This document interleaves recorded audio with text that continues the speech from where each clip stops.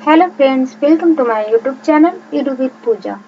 आज का जो हमारा वीडियो है वो क्लास 10th के इतिहास से फर्स्ट चैप्टर यूरोप में राष्ट्रवाद का दीर्घ उत्तरीय प्रश्नोत्तर है। जैसा कि मैंने इससे पहले की वीडियो में इसके ऑब्जेक्टिव क्वेश्चन, रिक्त स्थानों को भरे, मिलान करें और अति लघु उत्तरीय एवं लघु उत्तरीय प्रश्नोत्तर का चर्चा कर चुके हूँ, तो आप चाहे तो उस वीडियो को पहले देख लें।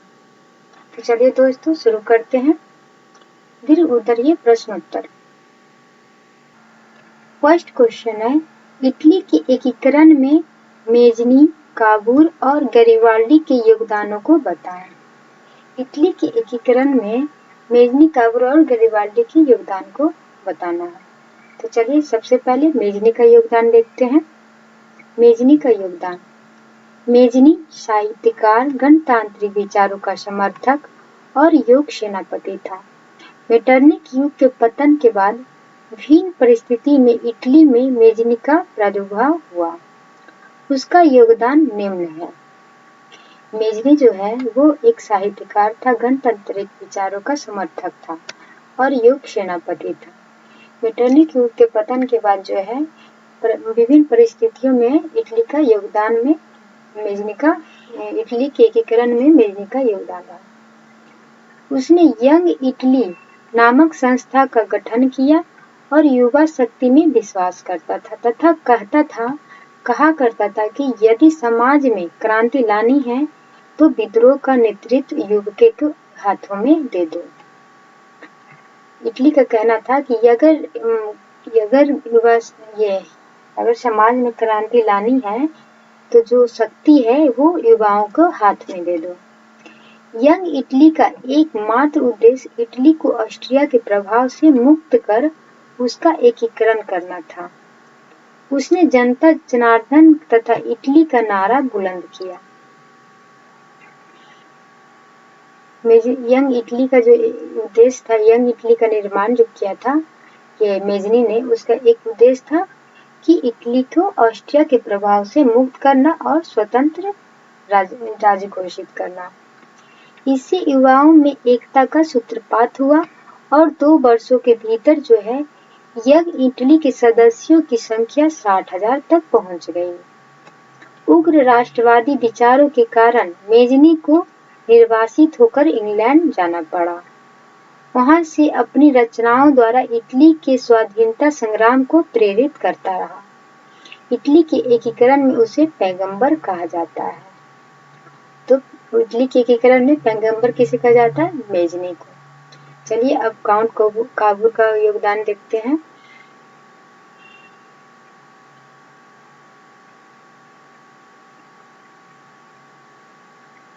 काउंट काबूल का योगदान।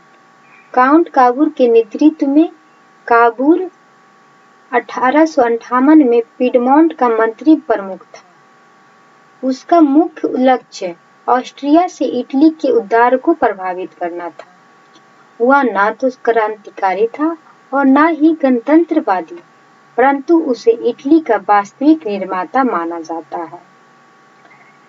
उसने फ्रांस के साथ एक चतुर कूटनीतिक गठबंधन कायम किया और इसके माध्यम से 1859 में ऑस्ट्रियाई सेवाओं को परास्त करने में सफलता प्राप्त की। काउंट काबूल जो था एक कूटनीतिक राजनीतिक था, राष्ट्रवादी था, जो उसने है 1858 में पिडमोंट का मंत्री प्रमुख था और 1859 में जो है ऑस्ट्रिया सेवाओं को ये परास्त कर दिया। चलिए अब गैरिबाल्डी का योगदान देखते हैं। गैरिबाल्डी को इटली का तलवार कहा जाता है। तो ये काउंट काबूल को क्या बोला जाता था? वास्तविक निर्माता, इटली का वास्तविक निर्माता। पैगंबर मेजनी को बोला जाता था इटली के एकीकरण में, पैगंबर मेजनी को, और वास्तविक निर्माता काउंट काबूल को। यहाँ इटली का तलवार किसे कहा जाता है? तो गैरिबाल्डी को। उसने लाल कुर्ती नामक युवकों का एक संगठन कायम किया। इसकी सहायता से उसने 1860 ईस्वी में नेपल्स के राजा को पराजित किया। बाद में सिसिली और पोप को अपने कब्जे में ले लिया। इसके बाद गैरिबाल्डी ने अपने सारे जीते हुए इलाकों को विक्टर इमैनुअल को सौंप दिया और विक्टर को इटली का राजा घोषित कर दिया। पिडमोंट सार्डिनिया का नाम बदलकर इटली राज्य कर दिया। तो गैरिबाल्डी का योगदान इस प्रकार है कि उसने लाल कुर्ती नामक नवयुवक का गठन किया, जिसके सहायता से 1860 ईस्वी में नेपल्स के राजा को हराया। बाद में सिसिली और पोप को भी अपने कब्जे में लिया तथा विक्टर इमैनुअल को अपना सारा जो है जीता हुआ इलाका जो था क्षेत्र उसे सौंप दिया और वहां का राजा घोषित कर दिया। पिडमोंट सार्डिनिया का नाम बदलकर इटली राज्य कर दिया। तो यहाँ से ऑब्जेक्टिव भी आ सकता है, तो आप ध्यान रखिएगा। और गैरिबाल्डी का योगदान। चलिए अब सेकेंड क्वेश्चन देखते हैं। सेकेंड क्वेश्चन है, जर्मनी के एकीकरण में बिस्मार्क की भूमिका का वर्णन करें। जर्मनी के एकीकरण में बिस्मार्क की भूमिका का वर्णन करना है। तो 1848 ईस्वी की फ्रांसीसी क्रांति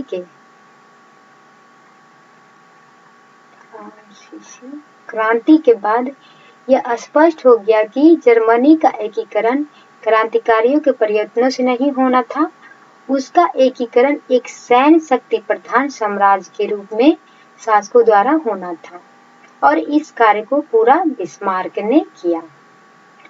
जनवरी 1830 में विलियम प्रथम प्रसा का शासक बना और उसने बिस्मार्क को चांसलर नियुक्त किया।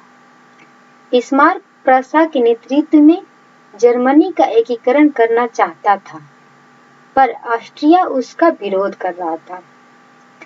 जनवरी 1830 में जो है विलियम प्रथम जब प्रसा का शासक बना तो उसने जो है बिस्मार्क को अपना चांसलर नियुक्त किया। बिस्मार्क जो है प्रसा के नेतृत्व में जो है जर्मनी का एकीकरण करना चाहता था, लेकिन जो है ऑस्ट्रिया उसका विरोध करता था। बिस्मार्क जर्मन एकीकरण के लिए सैन्य शक्ति के महत्व को समझता था, अतः इसके लिए उसने रक्त और लौ नीति का अवलंबन किया। तो रक्त और लौ की नीति का अवलंबन किसने किया? बिस्मार्क ने किया। उसने अपने देश में अनिवार्य सेना सेवा लागू कर दी। बिस्मार्क ने अपनी नीतियों से प्रसा का सुदृढ़ीकरण किया और इस कारण प्रसा ऑस्ट्रिया से किसी मायने में कम नहीं रह गया। तब बिस्मार्क ने डेनमार्क, ऑस्ट्रिया और फ्रांस के साथ युद्ध कर जर्मनी का एकीकरण करने में सफलता प्राप्त की। तो ये बिस्मार्क जो था, बिस्मार्क अपनी नीतियों के कारण जो है प्रसा जो है ऑस्ट्रिया से किसी मायने में कम नहीं रह गया और उसके बाद जो है बिस्मार्क ने डेनमार्क, ऑस्ट्रिया और फ्रांस के साथ जैसे देश के साथ युद्ध करके जर्मनी का एकीकरण करने में सफलता प्राप्त कर लिया। तो इस तरह जर्मनी के एकीकरण में बिस्मार्क की भूमिका रहा। चलिए दोस्तों अब थर्ड क्वेश्चन देखते हैं। थर्ड क्वेश्चन है, राष्ट्रवाद के उदय के कारणों एवं प्रभावों की चर्चा करें। राष्ट्रवाद के उदय के कारण का चर्चा करना और उसका क्या प्रभाव रहा राष्ट्रवाद के उदय का, इसका चर्चा करना। तो राष्ट्रवाद पहले क्या है? तो राष्ट्रवाद आधुनिक विश्व की राजनीतिक जागृति का प्रतिफल है। यह एक ऐसी भावना है जो किसी विशेष भौगोलिक, सांस्कृतिक या सामाजिक परिवेश में रहने वाले लोगों में एकता की वाहक बनती है। राष्ट्रवाद के उदय के निम्न कारण हैं। राष्ट्रवाद जो है किसी भौगोलिक क्षेत्र में, किसी खास क्षेत्र में रहने वाले लोगों में एकता या एकजुटता की जो भावना होती है उसे राष्ट्रवाद कहते हैं। इसके निम्न कारण हैं, जैसे यूरोप में पुनर्जागरण। पुनर्जागरण के कारण कला, साहित्य, विज्ञान इत्यादि पर गहरा प्रभाव पड़ा और लोगों के दृष्टिकोण में परिवर्तन हुए, जिसने राष्ट्रवाद का बीजारोपण किया। इसका एक प्रमुख कारण हुआ कि यूरोप में पुनर्जागरण। सेकेंड है फ्रांस की राज्य क्रांति। इसने राजनीति को अभिजात वर्गीय परिवेश से बाहर कर उसे अखबारों, सड़कों और सर्वसाधारण की वस्तु बना दिया। फ्रांस की जो राज्य क्रांति हुई थी उसके द्वारा जो है अखबारों, सड़कों और सर्वसाधारण की वस्तु बना दिया। थर्ड रीजन है नेपोलियन का आक्रमण। नेपोलियन ने जर्मनी और इटली के राज्यों को भौगोलिक नाम की परिधि से बाहर कर उसे वास्तविक एवं राजनीतिक रूपरेखा प्रदान की। नेपोलियन जो था इटली और जर्मनी जैसे राज्य का ये भौगोलिक नाम की परिधि से बाहर कर उसे वास्तविक रूप दिया, जिससे इटली और जर्मनी के एकीकरण का मार्ग प्रशस्त हुआ। दूसरी तरफ नेपोलियन की नीतियों के कारण फ्रांसीसी प्रभुता और आधिपत्य के विरुद्ध यूरोप में देशभक्तिपूर्ण विक्षोभ जगा। ये निम्नलिखित कारण थे। नेपोलियन के पतन के बाद यूरोप की विजयी शक्तियां जो है ऑस्ट्रिया की राजधानी वियना में 1814 से 15 में एकत्रित हुई, जिनका उद्देश्य यूरोप में पुनः उसी व्यवस्था को स्थापित करना था जिसे नेपोलियन के युद्धों और विजयों ने अस्त व्यस्त कर दिया था। ये कारण थे। प्रभाव इसका हो जाएगा कि यूरोप में राष्ट्रीयता की भावना के विकास तो जो फ्रांसीसी क्रांति के गर्भ से ही आरंभ हो गया था। एक्चुअली इसमें मैं लिख नहीं पाई हूँ, तो आप बुक से देख लीजिएगा। लास्ट में जो परिणाम दिए गए हैं वहां से आप लिख सकते हैं कि यूरोप में राष्ट्रवाद के प्रभाव ने यूरोप ही नहीं वरन पूरे विश्व को जागरूक बनाया, जिसके कारण अफ्रीकी और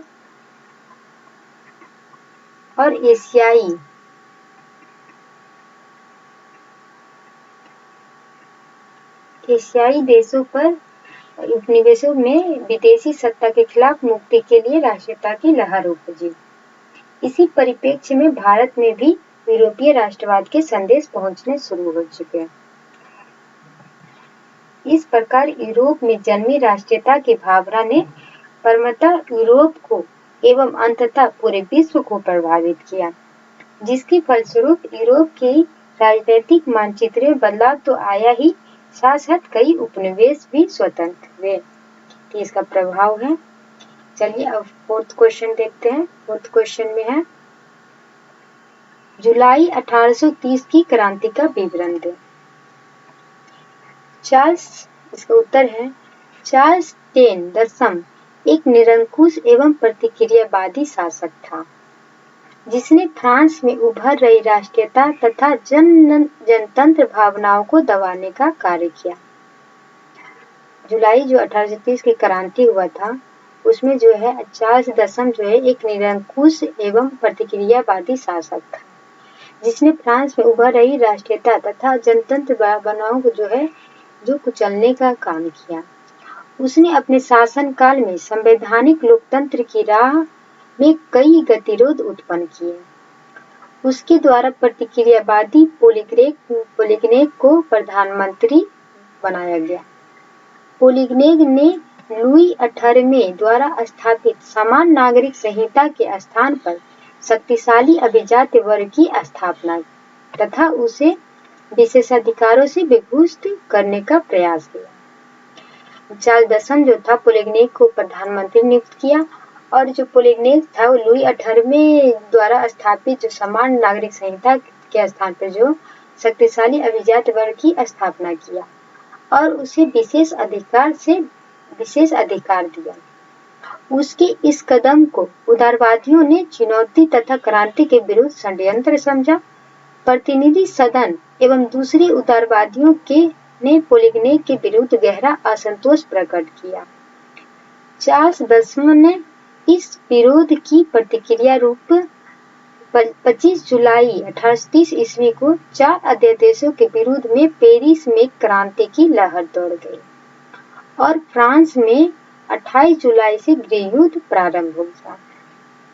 चार्ल्स दसम जो था वो 4 अध्यादेश पारित किया था 25 जुलाई 1830 ईस्वी को। इसी के विरोध में जो है पेरिस में क्रांति की लहर दौड़ गई और 28 जुलाई को फ्रांस में जो है गृह युद्ध प्रारंभ हो गया। इसे ही जुलाई 1830 की क्रांति कहते हैं। इसके साथ ही चार्ल्स दसम जो है फ्रांस की राजगद्दी को त्याग कर इंग्लैंड चला गया और इस प्रकार जो है फ्रांस में बुर्बो वंश के शासन का अंत हो गया और आर्लियंस वंश के लुई फिलिप को सत्ता प्राप्त हुई। तो जो ये 25 जुलाई 1830 ईस्वी को जो है 4 अध्यादेश से 4 दशम पारित किया था, उसी के विरोध में पेरिस में क्रांति हुई और फ्रांस में जो है 28 जुलाई से गृहयुद्ध प्रारंभ हो गया। इसे ही जो जुलाई 1830 की क्रांति कहते हैं, जिसके कारण परिणाम स्वरूप हुआ कि चार्ल्स दशम को फ्रांस की राजगद्दी त्याग करके इंग्लैंड जाना पड़ा और इस तरह जो है फ्रांस में बोर्बो वंश के शासन का अंत हो गया और उसके बाद जो आर्लियस वंश के लुई फिलिप को वहां का सत्ता प्राप्त हुआ। चलिए अब नेक्स्ट क्वेश्चन देखते हैं। 5 क्वेश्चन 5th।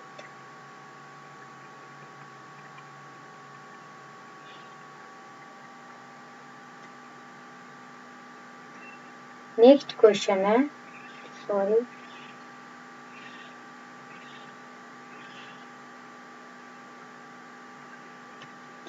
यूनानी स्वतंत्रता आंदोलन का संक्षिप्त विवरण दें।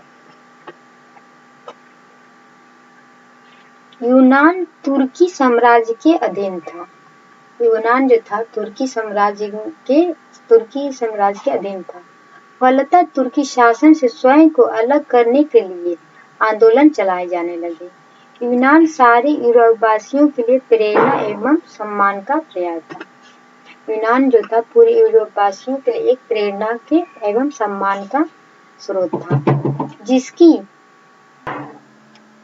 जिसकी स्वतंत्रता के लिए समस्त यूरोप के नागरिक अपनी सरकार की तटस्थता के बावजूद भी उद्यत थे। इंग्लैंड का महान कवि लॉर्ड बायरन यूनानियों की स्वतंत्रता के लिए यूनान में ही शहीद हो गया। इंग्लैंड का जो महान कवि था लॉर्ड बायरन, वो जो है यूनान की स्वतंत्रता के लिए यूनान में ही शहीद हो गया था। इससे यूनान की स्वतंत्रता के लिए संपूर्ण यूरोप में सहानुभूति की लहर दौड़ गई। इधर रूस भी अपनी साम्राज्यवादी महत्वाकांक्षा तथा धार्मिक एकता के कारण यूनान की स्वतंत्रता का पक्षधर था। रूस भी जो था यूनान के पक्ष में था। यूनान में स्थिति तब विस्फोटक बन गई जब तुर्की शासकों द्वारा यूनानी स्वतंत्रता संग्राम में संलग्न लोगों को पूरी तरह कुचलना शुरू किया गया। 1821 ईस्वी में अलेक्जेंडर चिपसिलांटी के नेतृत्व में यूनान में विद्रोह शुरू हो गया। 1821 ईस्वी में जो है अलेक्जेंडर चिपसिलांटी के नेतृत्व में यूनान में विद्रोह स्टार्ट हो गया, परंतु वह मेटरनी के दबाव में खुलकर सामने नहीं आ पा रहा था। जब जार निकोलस आया तब उसने खुलकर यूनानियों का समर्थन किया। रूस में जब जार निकोलस आया ना, तो उसके बाद यूनानियों का समर्थन किया। अप्रैल 1826 में ग्रेट ब्रिटेन और रूस में एक समझौता हुआ कि वे तुर्की यूनान विवाद में मध्यस्थता करेंगे। अप्रैल 1826 ईस्वी में जो है इंग्लैंड, ग्रेट ब्रिटेन और रूस ने एक समझौता किया कि तुर्की यूनान में जब विवाद होगा तो मध्यस्थता का काम करेंगे।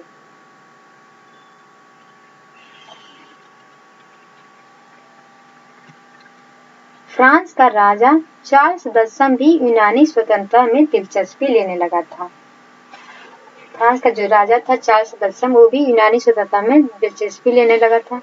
1827 में लंदन में एक सम्मेलन हुआ जिसमें इंग्लैंड, फ्रांस और रूस ने मिलकर तुर्की के खिलाफ तथा यूनान के समर्थन में संयुक्त कार्रवाई करने का निर्णय लिया।